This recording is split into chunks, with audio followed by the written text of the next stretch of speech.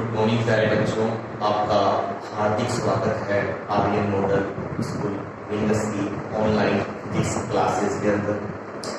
आज हम जो अगला टॉपिक पढ़ने जा रहे हैं उसका नाम है effect of temperature on resistance and resistivity. मतलब टेम्परेचर का, तापमान का प्रतिरोध व प्रतिरोधकता पर प्रभाव पड़ने जाते हैं। उसमें सबसे पहले हम जो इफेक्ट पढ़ने जा रहे हैं उसे पढ़ने जा रहे हैं कंडक्टर का।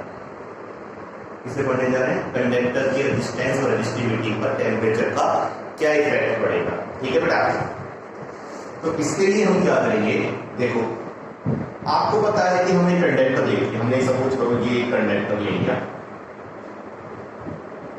ठीक, ये अपने पास क्या आ गया, एक कंडक्टर आ गया।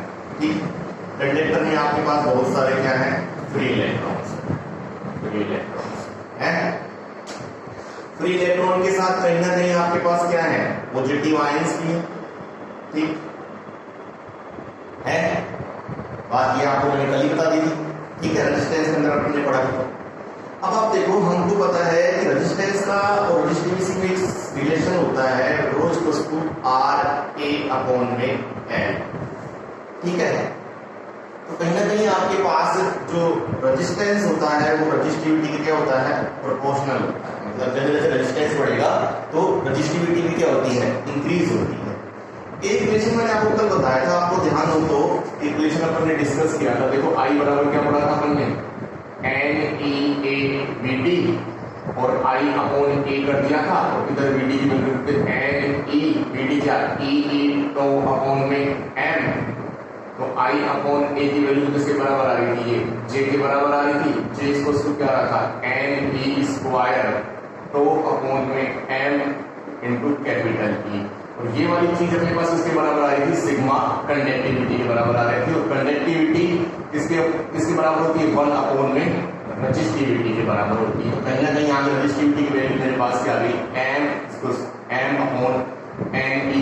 फॉर्म में। तो एक चीज मैंने यहाँ लिख ली, तो की वैल्यू होती है, किस पर डिपेंड करती है, M/NE² फॉर्म में। तो बात समझ में आई ना, मैंने क्या बताया कि जो रेजिस्टिविटी होती है इसका फॉर्मूला क्या होता है, RA/L। ठीक है, ρ = RA/L। तो कहीं ना कहीं आपके पास तो रेजिस्टेंस बढ़ता है, तो कहीं ना कहीं आपके पास क्या बढ़ती है, रेजिस्टिविटी बढ़ती है आपके पास। ठीक है, और दूसरा रेजिस्टिविटी का अपने पास क्या पड़ा, M/NE²/τ। ठीक है, ये दो फॉर्मूले आपको मैंने बताया, ये रेजिस्टिविटी का एक और फॉर्मूला था। अब आप देखें कि जैसे ही हमने क्या किया, इसको क्या किया, एक पोटेंशियल डिफरेंस अप्लाई किया। सपोज करो एक बैटरी से कनेक्ट किया, तो जैसे ही बैटरी से कनेक्ट किया तो ये वाला जो एंड है ये प्लस है, तो ये वाला एंड आपके पास क्या बन जाता है, प्लस, और ये वाला एंड क्या बन जाता है, माइनस। तो सारे के सारे इलेक्ट्रॉन क्या आते हैं, तेजी से इसकी तरफ जाते हैं, प्लस की तरफ जाते हैं। ये आपको कल बता दिया था मैंने। और तो ये इलेक्ट्रॉन प्लस की तरफ जाते हैं, तो कहीं ना कहीं आपके पास इसके जो वे के अंदर क्या आता है, पॉजिटिव आयंस आते हैं और साथ में इलेक्ट्रॉन आते हैं। तो इनसे क्या करते हैं, कोलाइड करते हैं। तो कोलाइड करने से क्या होता है, इनका पाथ क्या होता है, डिस्टर्बेंस हो जाता है। तो मतलब जहां ये 5 सेकंड पहुंच रहे थे, वहां इस सेकंड पर कितने सेकंड पहुंचेंगे, 6 सेकंड में। तो कहीं ना कहीं क्या होता है, ये इसी को अपन क्या बोल रहे थे, रेजिस्टेंस बोल रहे थे। कोलाइड करने से क्या हो रहा था, यहाँ पहुंचने में क्या हो रही थी, इनको देरी हो रही थी, या बोल रहे थे एक तरीके से इलेक्ट्रॉन का पाथ क्या हो रहा था, अपने पास डिस्टर्ब होता है। ये पाथ डिस्टर्बेंस अपने पास क्या कहला रही थी, रेजिस्टेंस कहला रही थी। ये कल मैंने आपको बता दिया था। अब देखो, जैसे ही मैंने क्या किया, टेम्परेचर इंक्रीज किया। जैसे ही मैंने टेम्परेचर इंक्रीज किया, तो ये चीज आपको पता, जैसे मैंने टेम्परेचर इंक्रीज किया तो थर्मल एनर्जी होगी, वो क्या हो जाएगी, थर्मल एनर्जी मतलब क्या हो जाएगी, इंक्रीज हो जाएगी। ये थर्मल एनर्जी किनको मिलेगी, इलेक्ट्रॉन्स को मिलेगी। तो इस थर्मल एनर्जी को ये इलेक्ट्रॉन्स लेंगे, और इस थर्मल एनर्जी के कारण इन इलेक्ट्रॉन्स की क्या बढ़ जाएगी, काइनेटिक एनर्जी बढ़ जाएगी। तो काइनेटिक एनर्जी बढ़ने से ये इलेक्ट्रॉन क्या करेंगे, इस एंड से इस एंड की तरफ तेजी से मूव करेंगे। किससे मूव करेंगे, तेजी से मूव करेंगे। और जितना ज्यादा तेजी से मूव करेंगे तो मतलब इनका मूवमेंट क्या हो जाएगा, बढ़ जाएगा। तो जितना ज्यादा तेजी से मूव करेंगे तो ये प्लस है, और इसके रास्ते में आने वाले इलेक्ट्रॉन है, ये भी क्या करेंगे, तेजी से वाइब्रेशन करेंगे, नहीं करेंगे। और तेजी से वाइब्रेशन करेंगे तो आपके पास क्या होगा कि जो टकरे हैं, जो कोलाइड है, वो क्या हो जाएंगे, बढ़ जाएंगे। इसको इस बात से समझ सकते हैं, जैसे अपने पास जितना ट्रैफिक है, वो ट्रैफिक में अपने पास जितने तेजी से चलेंगे तो उतनी ज्यादा अपने पास टक्कर लगने की आशंका ज्यादा होगी। धीरे धीरे चलेंगे तो अपन क्या बच के निकल सकते हैं, लेकिन जैसा ट्रैफिक में अपन तेज चलाएंगे तो तेज चलाने से क्या होगा, अपने पास टक्कर लगने की संभावना ज्यादा बढ़ेगी और टक्कर भी ज्यादा होगी संभावना क्या, ठीक है। तो इसी तरह जैसे काइनेटिक एनर्जी बढ़ी तो ये इलेक्ट्रॉन तेजी से कहां करेंगे, प्लस की तरफ मूव करेंगे, तो उतने ही ज्यादा आपके पास क्या होंगे, ये प्लस से टकराएंगे या फिर अन्य इसके जो इलेक्ट्रॉन है उनसे टकराएंगे, तो मतलब नंबर ऑफ कोलाइड क्या होंगे, बढ़ेंगे, या क्या बोल सकते हैं रेट ऑफ कोलिजन क्या होगा आपके पास में इंक्रीज होगा। क्या होगा, रेट ऑफ कोलिजन आपके पास क्या होगा, इंक्रीज होगा। मतलब जितने जो टक्करों की संख्या थी ना वो क्या होगी, इंक्रीज होगी, और जितनी टक्करों की संख्या इंक्रीज होगी उतना ही आपके पास क्या होगा, रेजिस्टेंस इंक्रीज होगा। भाई जितना ज्यादा टक्कर लगेंगे तो उतने ही इनको यहाँ से अपोजिट टाइम लगेगा, तो कहीं ना कहीं जितना ज्यादा आपके पास रेट ऑफ कोलिजन इंक्रीज होगी तो कहीं ना कहीं आपके पास क्या होगा, रेजिस्टेंस इंक्रीज होगा या नहीं होगा। बात समझ में आ गई, ठीक है। और दूसरा अपन इससे भी समझ सकते हैं, देखो आपके पास रो एच बराबर क्या है, n upon n t square upon में टो है, ठीक है।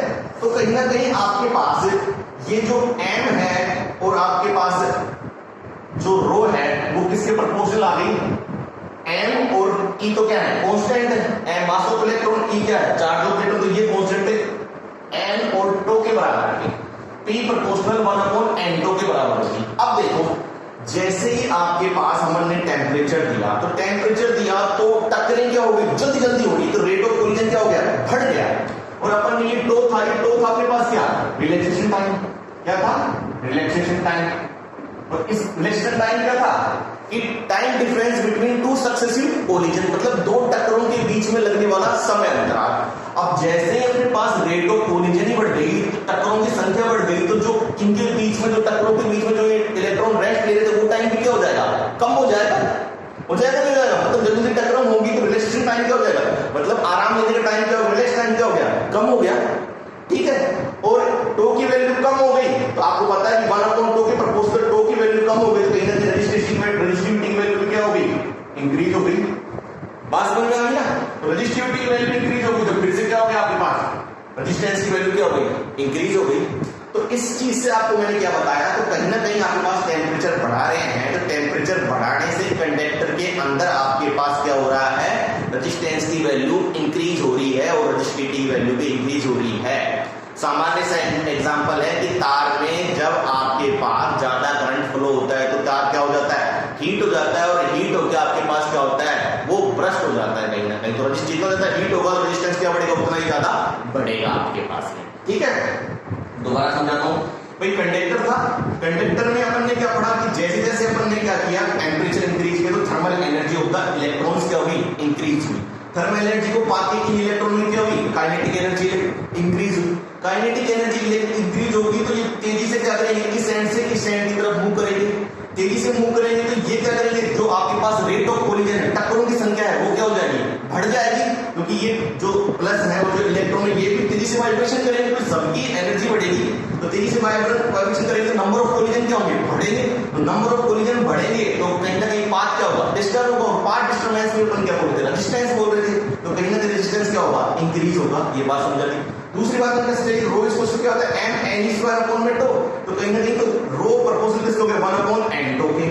अब n तो अपने पास इसके अंदर क्या है, यूनिट वॉल्यूम में इलेक्ट्रॉन हो, तो अपने पास क्या है, कांस्टेंट है, टेंपरेचर पे यूनिट वॉल्यूम में इलेक्ट्रॉन कोई इफेक्ट नहीं बनेगा, फ्री इलेक्ट्रॉन तो जितने रहेंगे उतने ही रहेंगे, चाहे टेंपरेचर बढ़ाओ चाहे टेंपरेचर घटाओ आपके पास, ठीक है। लेकिन टो की बात कर रहे थे, जैसे जैसे अपन ने क्या किया, इनके रेट ऑफ कोलिजन बढ़ा, रेट ऑफ कोलिजन बढ़ा तो इनका रिलैक्स टाइम क्या होगा, कम ही होगा, क्योंकि ये अपने पास क्या था, रिलैक्सेशन टाइम, दो कोलिजन के बीच में टाइम डिफरेंस। और जैसे जैसे टक्करें बढ़ेगी, टक्करें क्या हो रही है, तेजी से हो रही है, और तेजी से हो रही है तो टो का मान क्या हो रहा है, कम हो रहा है, टो का मान कम हो रहा है, तो रो का मान बढ़ रहा है, रो का मान बढ़ रहा है, तो कहीं ना कहीं रेजिस्टिविटी का मान बढ़ रहा है, रेजिस्टिविटी का मान बढ़ रहा है तो रेजिस्टेंस का मान बढ़ रहा है। कहने का मतलब टेम्परेचर इंक्रीज होगा तो आपके पास कंडक्टर के अंदर आपके पास क्या होगा, उसका रेजिस्टेंस इंक्रीज होगा और रेजिस्टिविटी भी इंक्रीज होगी, ठीक।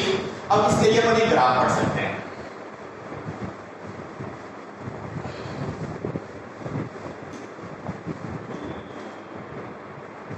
ग्राफ अपने पास क्या है, सपोज करो इधर अपन ने क्या ले लिया, इधर अपन ने रेजिस्टेंस ले लिया और इधर अपन ने क्या ले लिया, टेम्परेचर ले लिया। अब 0 डिग्री टेम्परेचर है, 0 डिग्री सेंटीग्रेड टेम्परेचर, इसको भी आपको पता है कितना होता है, 270 डिग्री केल्विन होता है। 0 डिग्री किसके बराबर होता है, 270 डिग्री केल्विन। तो मैं कहने का मतलब क्या हो गया कि 0 डिग्री में भी कंडक्टर का कुछ ना कुछ तो रेजिस्टेंस होगा, ये थोड़ी रेजिस्टेंस 0 होगा, चाहे कितना ही कम टेम्परेचर हो, रेजिस्टेंस तो कुछ ना कुछ, सभी कंडक्टर का कुछ ना कुछ रेजिस्टेंस तो होता ही है। तो 0 डिग्री में कुछ ना कुछ रेजिस्टेंस होगा। सपोज करो ये अपन ने क्या मान लिया, 0 डिग्री सेंटीग्रेड मान लिया, ठीक है, ठीक है। 0 डिग्री सेंटीग्रेड में भी इसका रेजिस्टेंस कुछ ना कुछ होगा, उसको अपन ने क्या मान लिया, R0 मान लिया, ठीक। और इस टेम्परेचर को मान लिया मैंने क्या, T1 मान लिया। अब अभी बताया था कि टेम्परेचर बढ़ने पर रेजिस्टेंस क्या होगा, बढ़ेगा। तो जैसे जैसे जैसे जैसे अपन ने क्या बढ़ाया, टेम्परेचर बढ़ाया, तो वैसे वैसे अपने पास क्या होगा, रेजिस्टेंस इंक्रीज हो जाएगा। तो सपोज करो ये जो टेम्परेचर है यहाँ किस पे है, T2 पे, ठीक है, और इधर रेजिस्टेंस क्या हो गया अपने पास में, R हो गया, ठीक। मतलब जैसे टेम्परेचर T1 से T2 पर रेजिस्टेंस क्या हो गया अपने पास में, R हो गया। क्यों, कि टेम्परेचर बढ़ता है तो रेजिस्टेंस भी क्या होता है, बढ़ता है, ठीक है। ये अपन ने बात कर ली हाई टेम्परेचर की, एक तरीके से सपोज करो हाई टेम्परेचर कैसे कि ये 0 डिग्री सेंटीग्रेड मान लिया, और ये आपके पास क्या है, ये 0 डिग्री सेंटीग्रेड, और ये सपोज करो 80 डिग्री सेंटीग्रेड। तो 0 डिग्री सेंटीग्रेड पे रेजिस्टेंस आपने कितना मान लिया, 5 ओम, और 80 पे आपका रेजिस्टेंस कितना हो गया, 80 ओम हो गया, ठीक। अब लो टेम्परेचर की बात करें, देखो लो टेम्परेचर की बात करें तो अब क्या होगा, आपके पास वही 0 डिग्री सेंटीग्रेड में तो कुछ ना कुछ टेम्परेचर होगा, तो वही अपने पास कितना है, R0 है, ठीक है। और जैसे अपन ने टेम्परेचर बढ़ाया, अब ये T1 अपने पास 0, T2 अपन ने क्या ले लिया, 30 डिग्री सेंटीग्रेड ले लिया। तो T2 तक अपने पास क्या होगा, ये अपने पास क्या हो गया, यहाँ अपने पास टेम्परेचर T2 पे अपन ने R मान लिया कि 30 डिग्री सेंटीग्रेड, तो ये भी कितना हो गया, 30 ओम हो गया। मतलब आपके पास टेम्परेचर कम बढ़ाएंगे तो रेजिस्टेंस कम इंक्रीज होगा, टेम्परेचर ज्यादा बढ़ाएंगे तो रेजिस्टेंस ज्यादा इंक्रीज होगा आपके पास। अब देखो इस ग्राफ से आपको क्या समझ में आ रहा है, इस ग्राफ से आपको ये समझ में आ रहा है कि कहीं ना कहीं आपके पास जो इन आपके पास R माइनस R0 है, मतलब मैंने क्या बोला कि रेजिस्टेंस R का जो डिफरेंस है R माइनस R0 है, वो किसके प्रोपोर्शनल है, T2 माइनस T1 के। देखो इसको देखो, R माइनस R0 कितना है यहाँ, 80 ओम है, ठीक है, और T2 माइनस T1 कितना है आपके पास, 80 डिग्री सेंटीग्रेड है, ठीक है। मतलब इनके डिफरेंस की वैल्यू आपके पास ज्यादा होगी, टेम्परेचर डिफरेंस की वैल्यू ज्यादा होगी तो आपका रेजिस्टेंस क्या होगा, ज्यादा होगा। और टेम्परेचर डिफरेंस की वैल्यू है कितनी, 30 डिग्री सेंटीग्रेड, तो R माइनस R0 की वैल्यू कितनी है आपके पास में, 30 ओम। कहने का मतलब जितना ज्यादा टेम्परेचर डिफरेंस होगा, जितना ज्यादा टेम्परेचर डिफरेंस होगा, उतना ही ज्यादा आपके पास क्या होगा, रेजिस्टेंस में डिफरेंस होगा, R माइनस R0 होगा।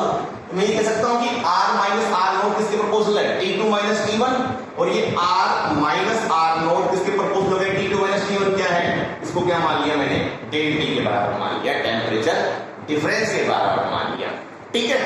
अगला आपकी बुक में दे रखा है बाई एक्सपेरिमेंटल, बाई एक्सपेरिमेंट से क्या दे रखा है कि ये जो R माइनस R0 है वो किसके प्रोपोर्शनल होता है, R0 के प्रोपोर्शनल होता है। इसको भी समझ ले, समझाने के लिए मैं बता सकता हूं। सपोज करो ये T1 कितना है आपके पास, 0 डिग्री सेंटीग्रेड, 0 पे आपके पास ये क्या है, 5 ओम है, और T2 कितना है आपके पास, 30 डिग्री सेंटीग्रेड, T2 पे आपके पास कितना हो गया, ये 30 ओम हो गया, ठीक है।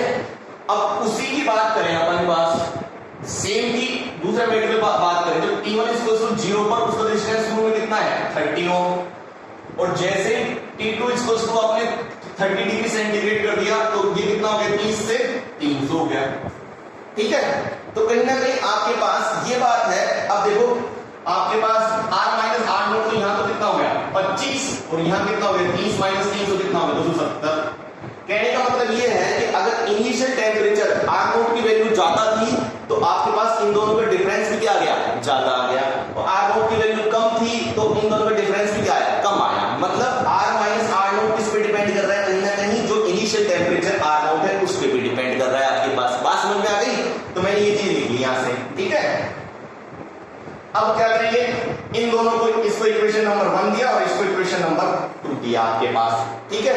तो कहीं ना कहीं R minus R not proportional किसके हो गया आपके पास, किसके प्रोपोर्शनल हो गया, डेल टी और आर नॉट के, ठीक है। ये इसको इक्वल में चेंज करेंगे तो यहाँ कांस्टेंट आएगा alpha, R minus R not equals to alpha del T, इसको स्मॉल टी है, इसकी स्मॉल टी रखें, स्मॉल डेल टी और आर नॉट, ठीक है। ये अपने पास इसकी वैल्यू आ गई। अब अल्फा की वैल्यू निकालना चाहें तो अल्फा की वैल्यू क्या होगी, R minus R not upon में डेल टी और आर, ये अपने पास क्या होगी, अल्फा हो गई। इस अल्फा को अपन क्या बोलते हैं, टेम्परेचर कोफिशिएंट बोलते हैं, क्या बोलते हैं, टेम्परेचर कोफिशिएंट बोलते हैं इसको, ठीक है। अब इस अल्फा की यूनिट निकालना चाहें तो क्या हो जाएगी, आप देखें R माइनस आर नोट की भी क्या होगी, ओम, और ये आर नोट की भी क्या होगी, ओम, और डेल टी क्या है, टेम्परेचर, तो इसको अपन खेल सकते हैं केल्विन, तो ओम से ओम कट जाएगा तो क्या आ जाएगी, केल्विन इनवर्स और सेंटीग्रेड इनवर्स भी क्या आ सकती है, इसकी यूनिट आ सकती है आपके पास, ठीक है। यहां से चाहे तो अपन डेल टी की वैल्यू भी निकाल सकते हैं। डेल टी की वैल्यू अपने पास क्या होगी, R minus R not upon में अल्फा इनटू आर, ये अपने पास किसकी आ जाएगी, टेम्परेचर डिफरेंस की वैल्यू आ जाएगी। देखो दोबारा समझाता हूं, इस ग्राफ को समझो। मैंने क्या बोला कि आपके पास अभी ये पढ़ा है मैंने आपको कि जो रेजिस्टेंस होता है वो टेम्परेचर के साथ क्या होता है, इंक्रीज होता है। तो कहीं ना कहीं 0 डिग्री सेंटीग्रेड पर भी कुछ ना कुछ रेजिस्टेंस होगा।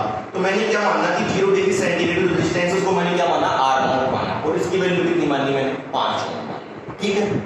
अब मैंने क्या किया, टेम्परेचर बढ़ा दिया, कितना कर दिया, अब पहले सपोज करो G1 को, 0 डिग्री सेंटीग्रेड को मैंने क्या मान लिया, T1 मान लिया, और T2 किसको मान लिया, 80 डिग्री सेंटीग्रेड को। तो मैंने T1 से T2 क्या बढ़ा दिया, टेम्परेचर बढ़ा दिया। तो जैसे टेम्परेचर बढ़ाएंगे तो अपने पास क्या होगा, रेजिस्टेंस इंक्रीज होगा। अब R नोट रेजिस्टेंस क्या हो गया, R हो गया आपके पास, ठीक है।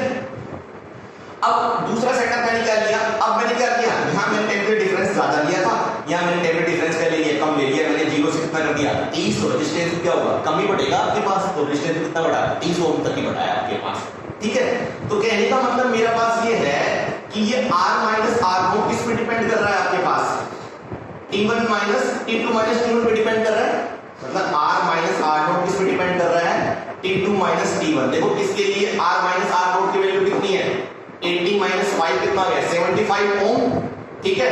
और T2 माइनस T1 कितना हो गया आपके पास, 80 माइनस 0 कितना, 80, ठीक है। 80 पे कितना आ रहा है, 75 ओम आ रहा है, ठीक है। इसी तरह आपके पास ये कितना है, इन दोनों का अंतर कितना हो गया, 30, और ये कितना था, 5, तो कितना आ गया, 25, और ये इनका डिफरेंस कितना आ गया, 30, तो 30 पे कितना है, 25 है। तो कहीं ना कहीं मतलब टेम्परेचर डिफरेंस बढ़ रहा है तो उतना ही R माइनस आर नोट की वैल्यू बढ़ रही है।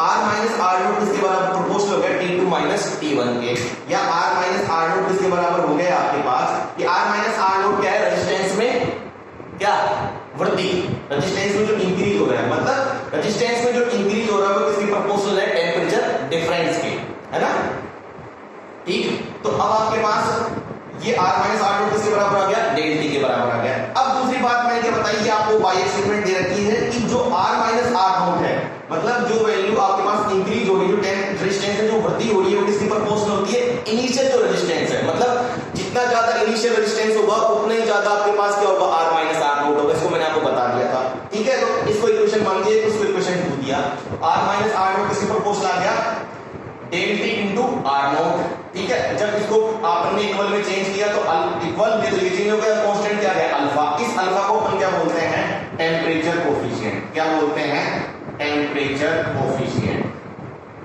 Alpha is temperature coefficient. और ये क्या होगा, R minus R note upon में del T into R naught. Unit निकालेंगे तो इसकी क्या होगी, केल्विन इनवर्स और सेंटीग्रेड इनवर्स।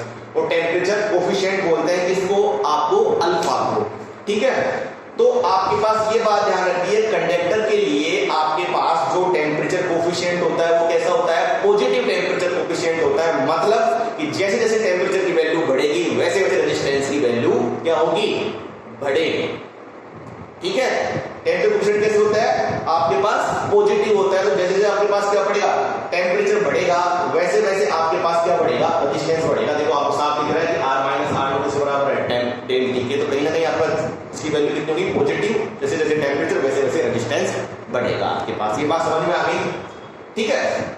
अलॉय के लिए बात करें तो अलॉय के लिए जो ग्राफ बनता है, अलॉय वैसे क्या होते हैं आपके नाइक्रोम मैग्नीज, तो ये तो आपके पास क्या होते हैं, इन पे आपके पास इतना प्रभाव नहीं पड़ता किसका, टेम्परेचर का। फिर भी इनका जो ग्राफ बनता है वो आपके पास अलॉय के लिए जो ग्राफ बनता है ना, अलॉय के लिए जो ग्राफ बनेगा वो आपके पास कैसा बनेगा, बिल्कुल सीधा बनता है, स्ट्रेट। किसके बीच में, रेजिस्टेंस के बीच में और टेम्परेचर के बीच में। किसके लिए, आपके पास अलॉय के लिए, ठीक है।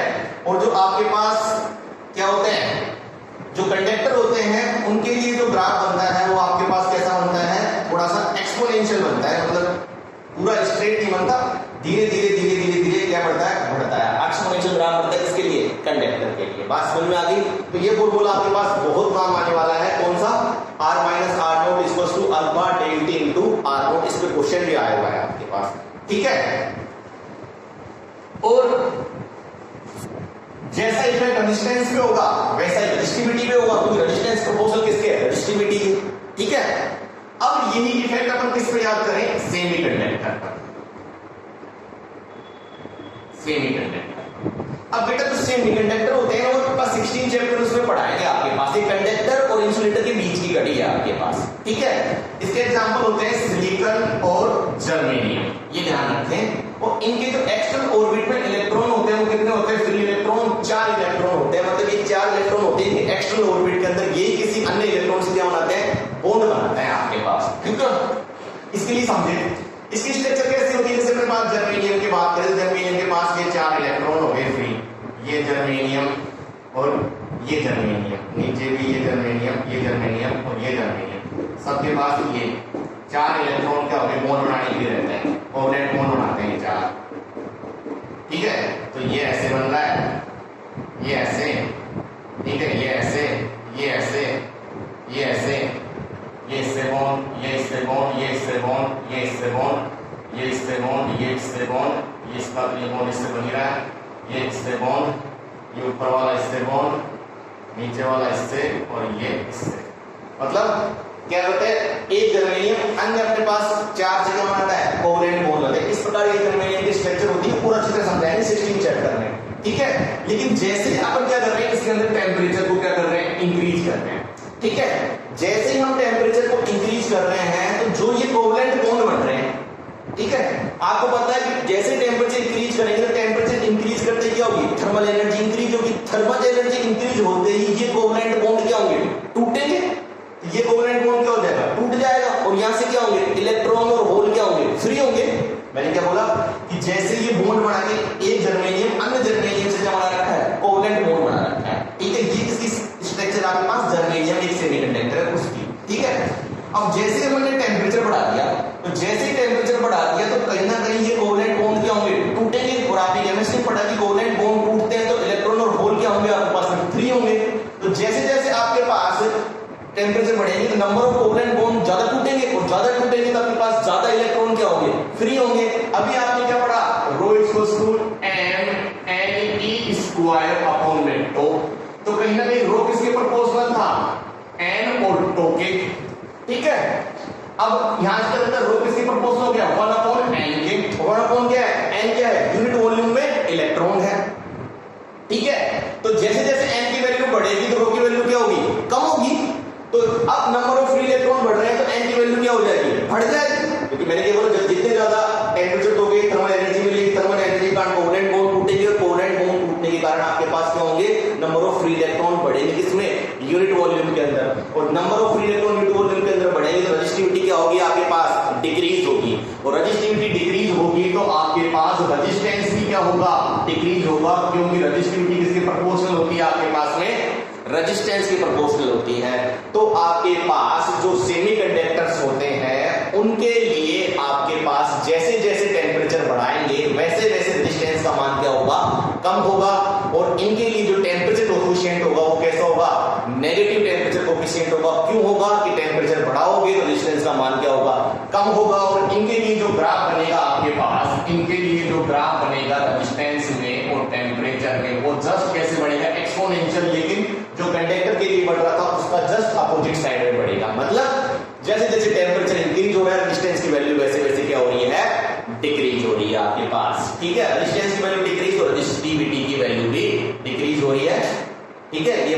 समझ में आ गई? इतना ध्यान रखना है। कंडक्टर के लिए आपको जो फॉर्मूला एक वो ध्यान रखना है, कंडक्टर के लिए पॉजिटिव टेम्परेचर कोएफिशिएंट होता है, रेजिस्टेंस बढ़ेगा तो टेम्परेचर बढ़ेगा। सेमीकंडक्टर के लिए आपके पास क्या होता है, रेजिस्टेंस बढ़ता है तो टेम्परेचर घटता है। और आपके पास जो अलॉय होते हैं उन पे बहुत कम प्रभाव पड़ता है, मतलब बहुत ही वीक प्रभाव पड़ता है, क्योंकि उनका रेजिस्टेंस तो क्या होता है, अलॉय है तो पहले से ही क्या है उनका आपके पास रेजिस्टेंस ज्यादा होता है आपके पास में। ठीक है, बात समझ में आ रही है? थैंक यू, धन्यवाद।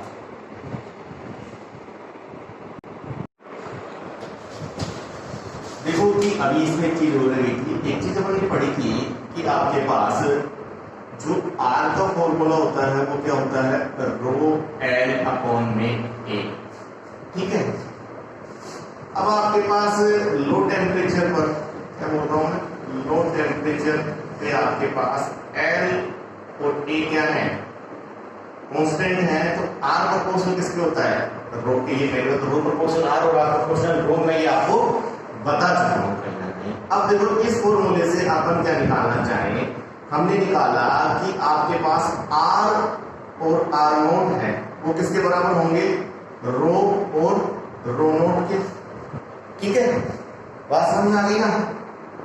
अब देखो हमने एक फॉर्मूला निकाला था, क्या निकाला था, R minus R not equals to क्या निकाला था, इसके बराबर था alpha R not del T.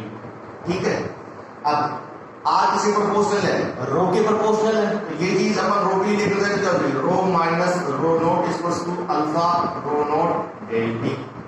ठीक है, तो इधर से अपन रो की वैल्यू निकालना चाहें तो क्या हो जाएगी, रो plus alpha rho naught del T. तो रो की वैल्यू क्या, रो नोट अपन कॉमन लेंगे तो क्या रहेगा, 1 प्लस अल्फा डेल टी आ जाएगा। ठीक है, ये फॉर्मूला रो के भी हो सकता है और यही फॉर्मूला आपके पास आर के लिए हो सकता है, R equals to R not 1 plus alpha del T. ठीक है जी, ये दोनों फॉर्मूले आपको समझ में आ गए होंगे। ठीक है, अब मैं इसकी वैल्यू इस इक्वेशन में रखूं तो देखो आर अपॉन में आर नोट।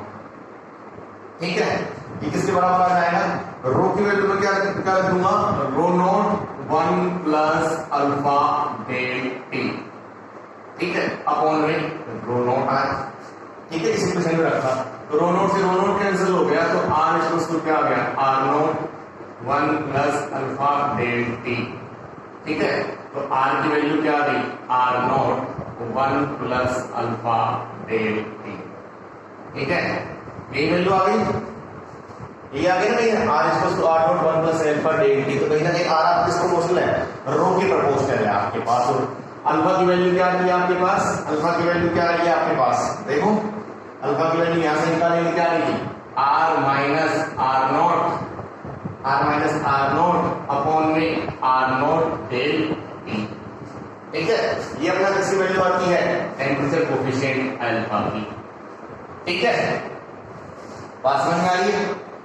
अब हम एक कंडीशन ले लें कि T1 डिग्री सेंटीग्रेड पर आपके पास रेजिस्टेंस है वो R1 है, T2 डिग्री सेंटीग्रेड पर रेजिस्टेंस है वो क्या मान लें, R2 मान लें। ठीक है, और आपके पास इस जो इक्वेशन आई थी आपके पास इक्वेशन नंबर 2 मानो, इसको इक्वेशन नंबर 1 मानो, ये वैल्यू हम इक्वेशन नंबर 2 पे रखें तो आपके पास R1 की वैल्यू क्या आ जाएगी, R1 equals to R not 1 plus alpha, जो आपके पास डेल टी है उसकी जगह टेन क्या आ जाएगा, T1, और R2 इसको क्या आ जाएगा, R not 1 plus alpha T2। ठीक है, टी की जगह में क्या रख दिया, T1 और T2 रख दिया आपके पास। ठीक है, अब अपन ने क्या निकाल लिया, R1 अपॉन में R2 निकाल दिया, तो R1 अपॉन में R2 क्या होगा, 1 plus alpha T1 1 plus alpha T2, और आपके पास R नोट से तो R नोट क्या हो जाएगा, कैंसिल हो जाएगा। अब इधर देखें, R1 अपॉन R2 आपके पास क्या बचेगा, 1 प्लस अल्फा T1 और 1 प्लस अल्फा T2। ठीक है, अब क्रॉस मल्टीप्लाई कर दो तो R1 से तो मल्टीप्लाई होगा 1 प्लस अल्फा T2 और R2 से होगा 1 प्लस अल्फा T1।